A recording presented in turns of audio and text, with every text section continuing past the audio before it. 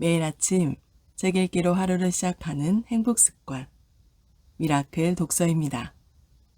오늘 함께 읽어볼 책은 무조건 시작하라. 시작을 겁내는 당신을 위한 동기부여 심리학. 최정우 지음, 홍익출판 미디어 그룹에서 펴낸 책입니다. 프롤로그. 순간 심장이 말을 걸었다. 대학 졸업 후 처음으로 들어간 직장은 대기업이었다.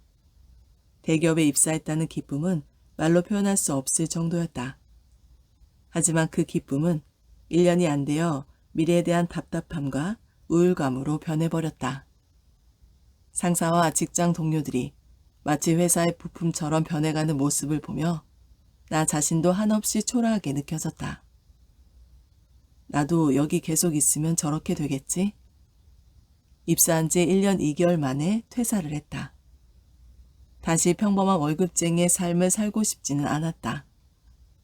전문가 자격증을 따기로 마음먹고 의학 전문 대학원에 진학하는 것, 감정평가사에 공인회계사를 준비하는 일을 알아보았다. 처음에는 관련 과정들을 세세히 찾아가며 나름 열의를 다졌지만 결국엔 모두 포기하고 말았다. 시험에 대해 알아볼수록 해낼 수 있다는 자신감이 차츰 엷어졌기 때문이다. 그때까지만 해도 실패의 경험이 많지 않았던 나는 실패할 것 같은 경험은 애초에 시작하기도 싫었다. 다시 예전의 삶으로 돌아갈 수밖에 없었다. 그것은 불가능해 라고 말하는 나의 마음속 소리를 그대로 따른 것이다. 7살짜리 아들과 동네에서 자전거를 탄 적이 있었다. 차도에서 인도로 올라가려는 순간 그만 앞으로 나가 떨어지고 말았다. 자전거 바퀴가 인도의 얕은 턱을 올라가다 튕겨져 나왔다. 난생 처음 뼈를 다쳤다. 오른쪽 어깨뼈 골절이었다. 1년이 지난 지금까지도 후유증이 남아 오른쪽 팔을 끝까지 뒤로 젖힐 수가 없다. 나는 그 뒤부터 자전거를 타지 않는다. 그날의 아픈 추억이 나로 하여금 자전거도 제대로 쳐다보지 못하게 만들었기 때문이다. 가끔씩 자전거를 함께 타자고 조르는 아들 녀석에게는 미안한 마음이 든다. 그건 너무 위험해 라고 알려준 나의 과거를 그대로 따른 것이다. 아내를 사랑하지만 아내의 모습 중 유난히 그냥 넘어가기 힘든 모습이 있다. 아내가 매우 빈약한 근거를 내세우거나 앞뒤가 맞지 않게 말을 하는 경우다. 그럴 때면 너무나 지적하고 싶다. 여보, 지금 당신이 한 말은 앞뒤가 전혀 안 맞아. 물론 대부분 속으로만 말한다.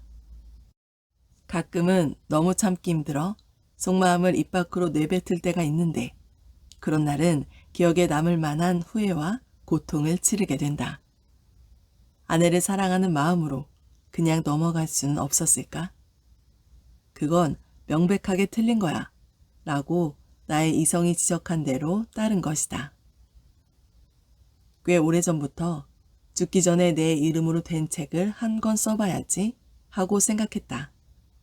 구체적이지 않은 막연한 소망이었다.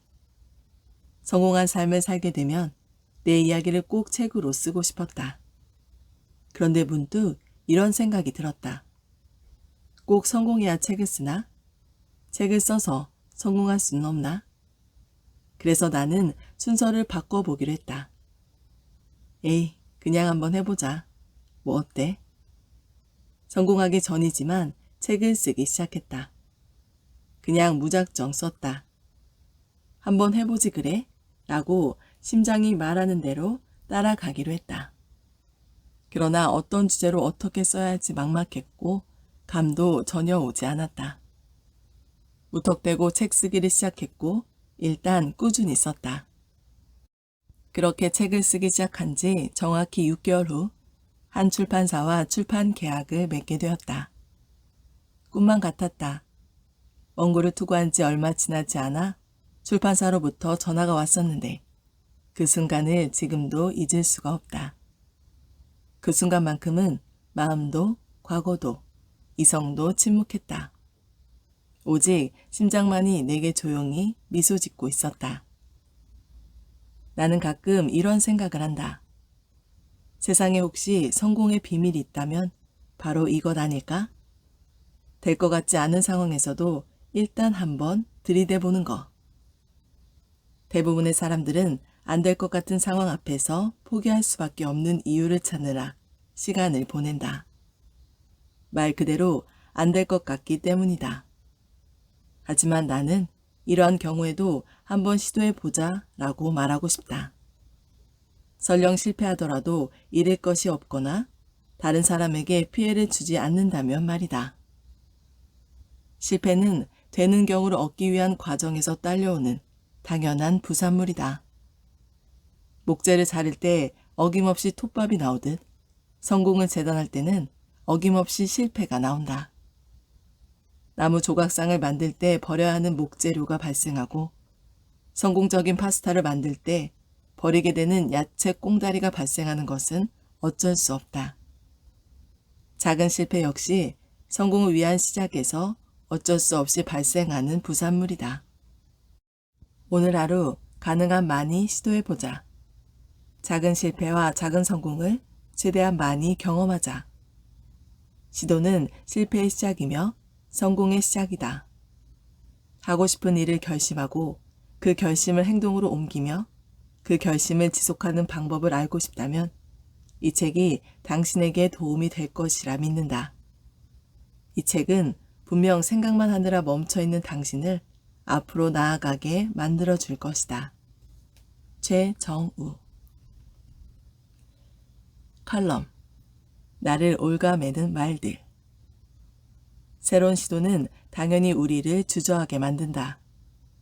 우리의 뇌가 그렇게 설계되어 있기 때문이다. 뇌는 우리가 익숙한 것을 쫓아가게 만든다. 가던 길로만 가게 하고 먹던 음식만 먹게 한다. 이왕이면 원래 알고 지내던 사람과 계속 어울리게 유도하고 자주 쓰는 펜만 손에 들게끔 유혹한다. 그게 더 편하기 때문이다. 무엇보다는 익숙함을 추구하기 때문이다. 괜히 나섰다가 본전도 못 찾으면 어떡해? 굳이 내가 나설 필요가 있나? 해봤자 또 안 되겠지. 그럴 시간이 어디 있어? 우리가 주저하는 이유는 수도 없이 많다. 이 중에는 정말 주저할 만한 사정도 꾸며낸 핑계도 있다. 판단은 본인이 하는 것이다.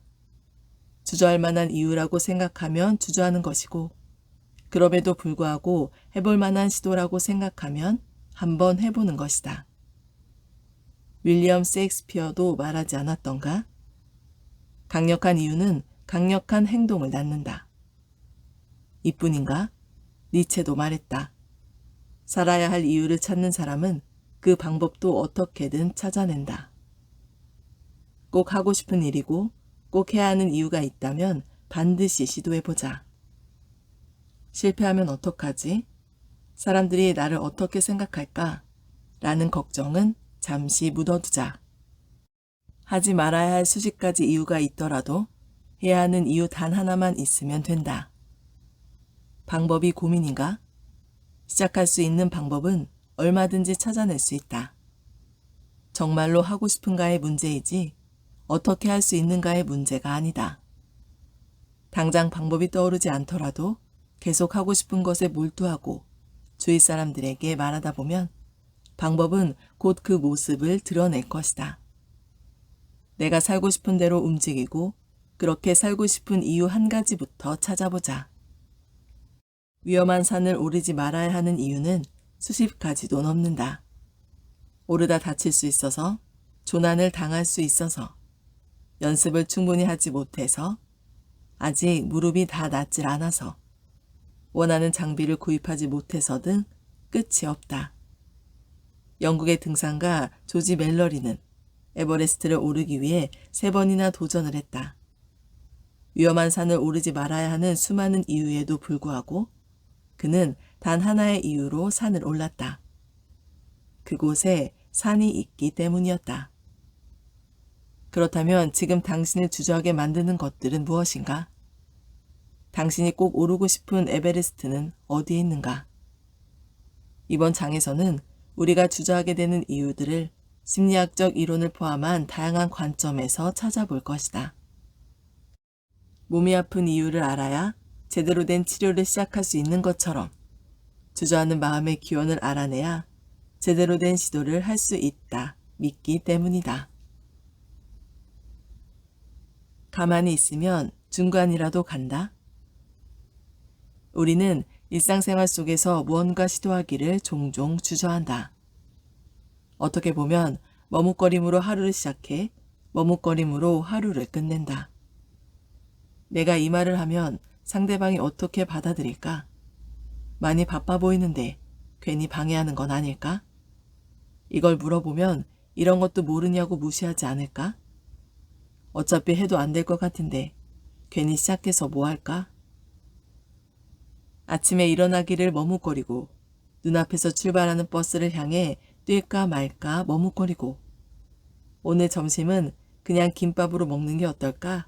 라고 직장 동료들에게 먼저 말하기를 머뭇거려 한다. 퇴근 후에도 마찬가지다. 지금 잘까? 아니면 드라마 한 편 더 보고 잘까? 하며 사소한 일상 앞에서 늘 머뭇거린다.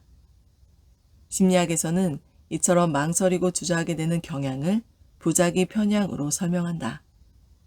새롭게 무언가를 시도함으로써 얻는 손실이 현재 상태를 그대로 유지해서 얻게 되는 손실보다 더 크다고 판단하기에 그냥 하지 않기로 선택하는 경향을 뜻한다.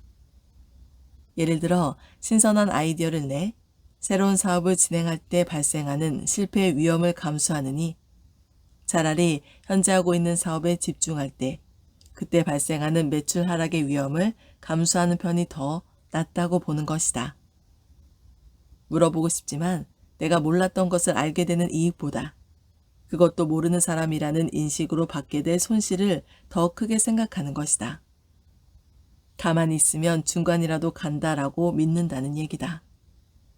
이 개념을 처음 소개한 사람은 미국 심리학자 조나던 베런과 일라나 리토프다.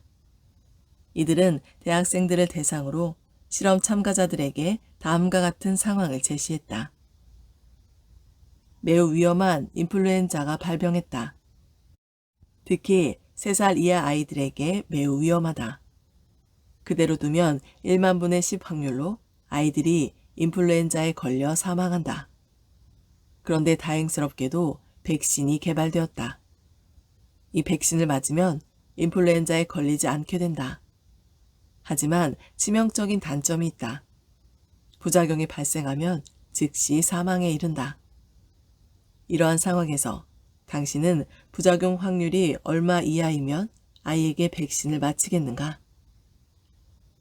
이러한 질문을 받은 대학생들은 고민하기 시작한다. 가만히 내버려 두자니 인플루엔자에 감염될 수 있고 백신을 맞히자니 부작용이 있다 하니 말이다. 고민을 한 참가자들은 평균적으로 백신 부작용, 그 확률이 1만 분의 5 이하면 백신을 아이들에게 맞히겠다고 했다. 그런데 뭔가 좀 이상하지 않는가? 분명 인플루엔자 치사율은 1만 분의 10이었다. 백신 부작용 확률이 1만 분의 10보다 조금이라도 낮다면 백신을 맞히게끔 하는 것이 이성적인 판단이다. 백신 부작용 확률이 1만 분의 9, 1만 분의 8, 1만 분의 7, 1만 분의 6만 되더라도 백신을 맞히게끔 하는 것이 상식적으로 맞다. 내버려두면 치사율이 1만 분의 10이라고 하지 않았던가? 하지만 실험 참가자들은 백신 부작용 확률이 1만 분의 5만큼은 낮아져야 백신을 맞히게 할 의향이 있다고 답했다. 당시 실험을 설계했던 심리학자들은 이성적 요인보다 심리적 요인이 결과에 더 강하게 작용했다고 보았다. 즉, 치사율과 부작용 확률에 상관없이 백신 접종 후 발생할 수 있는 부작용 때문에 아이가 죽게 될 경우 느끼는 죄책감이 아무런 행동을 하지 않아 아이를 죽음으로 몰아갔을 때 느끼는 죄책감보다 더 크다는 것이다. 이래도 위험하고 저래도 위험할 바에는 차라리 아무것도 하지 않는 위험을 택하겠다는 얘기다. 아무 일도 일어나지 않는 이유. 부작위 편향은 우리가 일상생활에서 무언가를 고민하다 결국 하지 않는 쪽으로 선택하는 경향을 잘 설명해 준다. 하루에도 우리는 분명 몇 번씩 할까 말까로 갈등한다. 새로운 프로젝트 기회가 있는데 내가 한다고 손을 댈까? 아니면 가만히 있을까?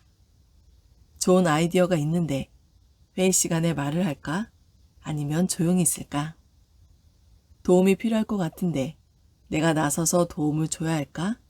아니면 상황을 좀 더 지켜볼까? 더 나은 상황으로의 이동에 대한 갈망도 있지만 익숙한 상황을 유지하고 싶은 욕구가 크기 때문이다. 굳이 모험을 하면서까지 새로운 프로젝트를 담당하며 자신의 실력을 보여주고 싶지는 않은 것이다. 그러다 실패하면 어쩌려고? 좋은 아이디어가 있더라도 굳이 회의 시간에 말하고 싶지는 않다. 사람들이 시큰둥하게 반응하면 어쩌려고? 저 사람에게는 지금 도움이 필요해 보이긴 하지만 굳이 나서고 싶진 않다. 괜히 나서는 것처럼 보일 수 있잖아. 차라리 현재 수준을 유지함으로써 심리적 안정감을 유지하길 원한다. 지금껏 이 얘기를 한 이유는 간단하다. 고민을 그만두고 일단 한번 해보자. 해도 후회, 안 해도 후회할 것이라면 하고 후회하는 것이 낫지 않는가? 당신이 1년 전에 망설였던 일은 무엇인가?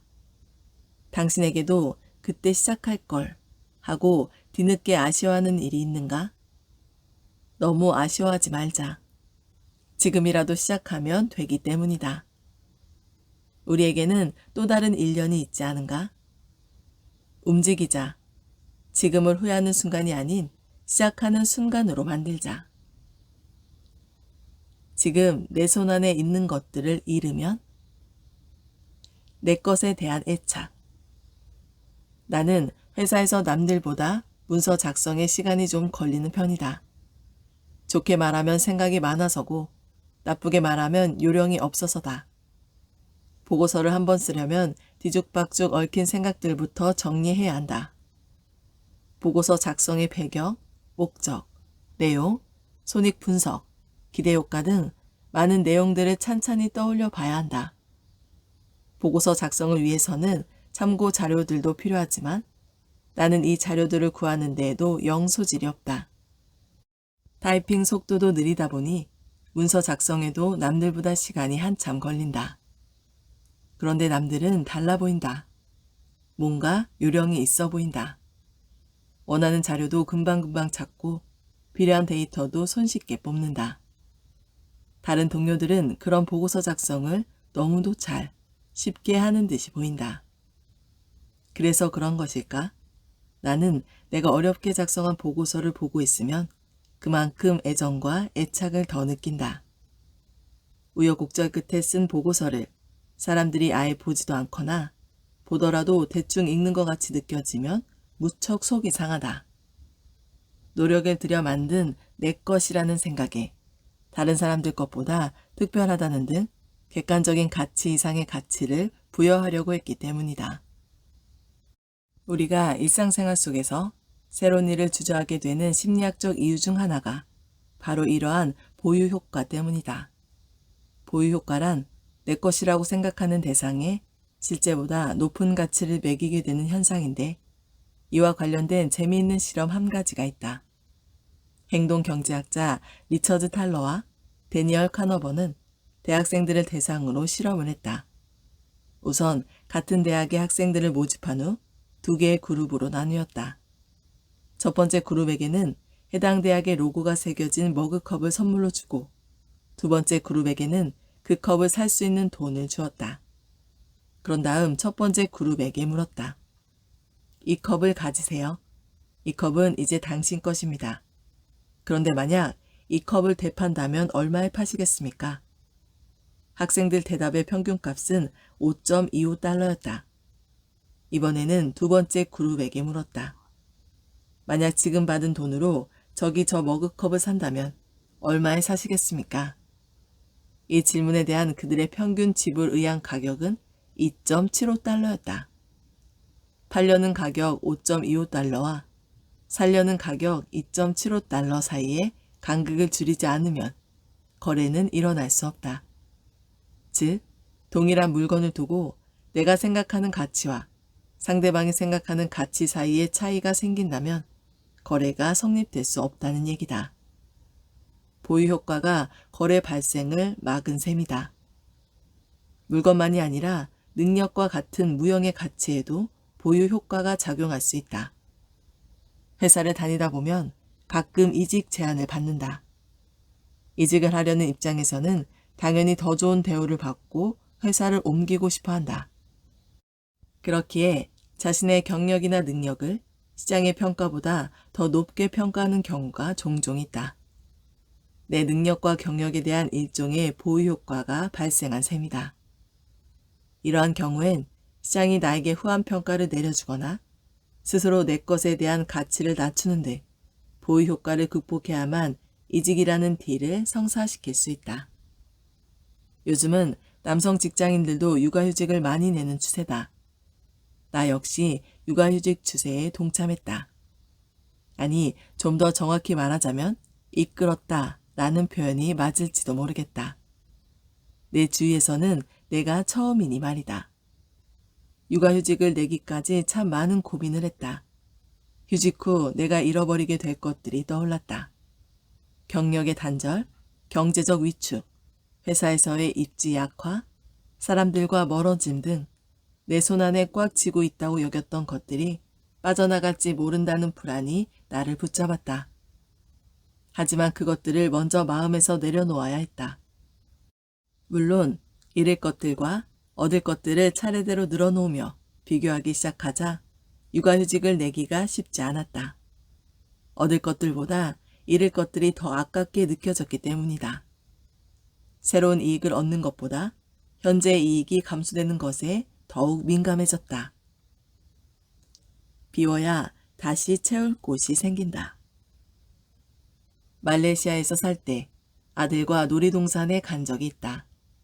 아들은 높은 곳에서 순식간으로 떨어지는 스릴 만점 놀이기구를 타고 싶어 했다. 나는 썩 내키지 않았지만 아들이 원하니 줄을 서서 함께 기다렸다. 그런데 이게 웬일인가? 차례를 코앞에 두었을 때 비가 엄청나게 내리기 시작했다. 그런데 문제는 그 다음이었다. 갑자기 쏟아진 폭우에 시설 관리자들이 안정성 우려라는 이유로 기구 작동을 중단시킨 것이었다.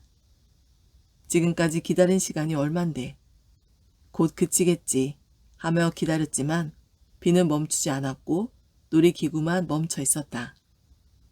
포기하고 갈까도 생각했지만 기다린 시간이 아까워 자리를 뜨지 못했다. 시간에 대한 보유 효과가 작용한 것이다. 이처럼 우리는 일상 속에서 의식적으로 또는 무의식적으로 보유 효과를 자주 접한다. 내 것에 대한 가치를 실제 가치 또는 세상이 바라보는 가치보다 더 크게 부여하기에 이미 가진 것이라도 지키고자 전전긍긍하는 것이다. 물론 내가 현재 손안에 들고 있는 것도 중요하다. 하지만 하나도 놓치지 않으려면 새로운 것을 얻는 것은 불가능하다. 예전에 신었던 신발들을 신발장에 빼곡히 쌓아두면서 새로 산 신발들을 넣을 수 있을까? 채우기 위해서는 버려야 한다. 버려야 채울 수 있다. 새로운 도전을 위해선 현재의 자리에 미련을 거둘 수 있어야 한다. 생각해보자.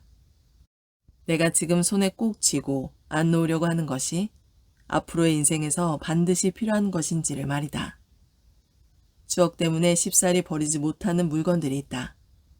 그것들을 버리면 예전의 기억도 버리는 것 같기 때문이다. 하지만 진정 기억하고자 하는 것들은 물건이 아닌 가슴에 남는 법이다. 문득 떠오른 추억, 문득 스쳐 지나가는 얼굴, 문득 생각나는 노래 등 우리가 정말 소중하게 여기는 모든 것들은 이미 가슴 안에 담겨 있다. 그러니 버리는 것에 두려움을 가지지 말자. 꼭 해보고 싶은 일이 있다면, 꼭 도전해보고 싶은 목표가 있다면 현재의 것도 내려놓을 줄 알아야 한다. 아직 기회를 만나지 못했을 뿐, 좋은 때는 언제 오는 걸까? 우리가 새로운 시도를 머뭇거리는 또 다른 이유는 자기 합리화가 있다. 이 자기 합리화 이론을 쉽게 설명한 예가 신포도 이야기다. 어느 날 길을 걷던 여우는 나무에 매달려 있는 포도를 발견한다. 아, 맛있겠다. 하지만 너무 높은 가지에 매달려 있는 것이 문제다. 방법을 고민해 보지만 소용없다는 걸 깨닫는다. 결국 포도를 포기한 여우는 생각한다. 저 포도는 분명 씨어서 맛이 없을 거야. 이렇게 생각한 여우는 마음이 한결 편해진다. 포도를 포기하는 것에 대한 명분을 스스로 만들었기 때문이다. 못한 것이 아니라 안 한 것으로 포도를 먹지 못하는 결과를 합리화한 것이다. 심리학에서 자기 합리화라는 관점을 처음으로 제시한 사람은 지그문트 프로이트와 그의 딸 안나 프로이트이다.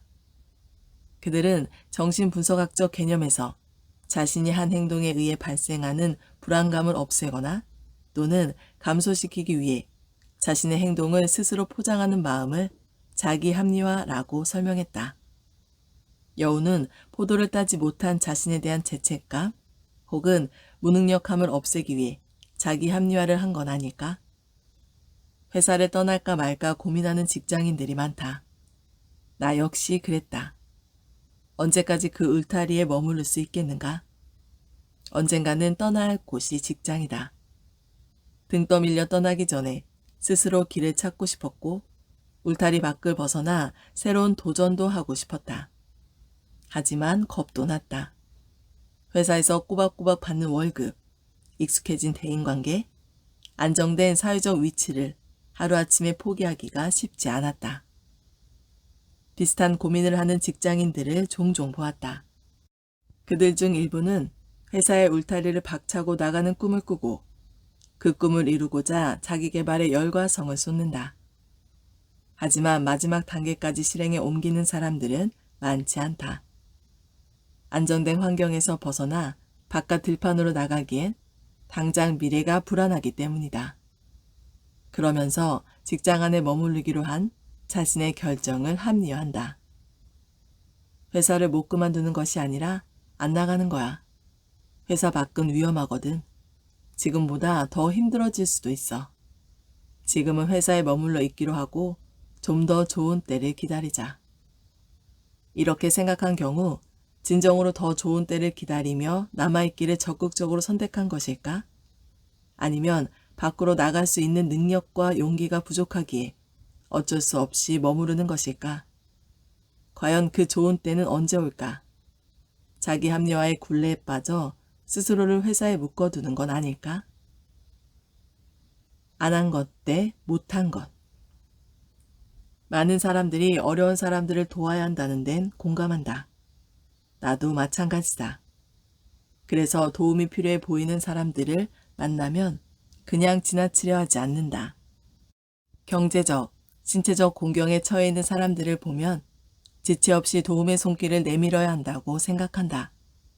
하지만 항상 생각대로 실천하기는 어렵다. 매번 어려운 사람들을 만날 때마다 도움의 손길을 내미는 데에는 한계가 있기에 불편한 마음을 스스로 위로하는 데 더 집중한다. 실제로는 그렇게까지 도움이 필요하진 않을 거야. 주변에 봉사단체들도 충분히 많이 있잖아. 내가 아니어도 누군가는 분명 도와주고 있을 거야.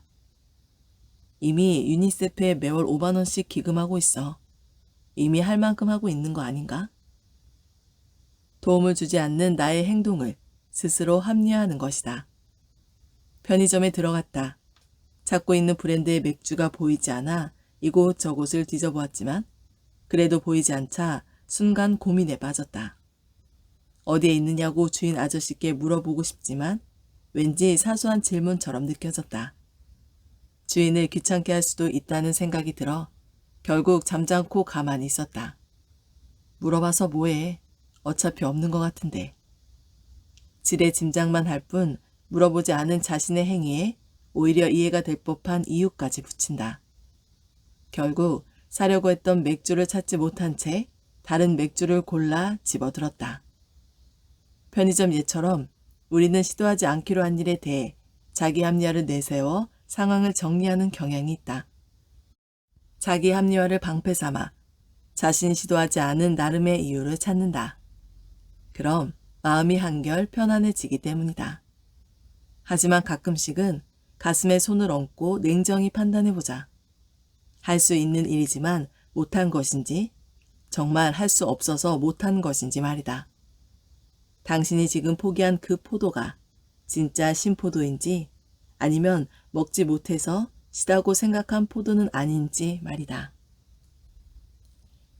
오늘 미라클 독서는 여기까지 읽도록 하겠습니다.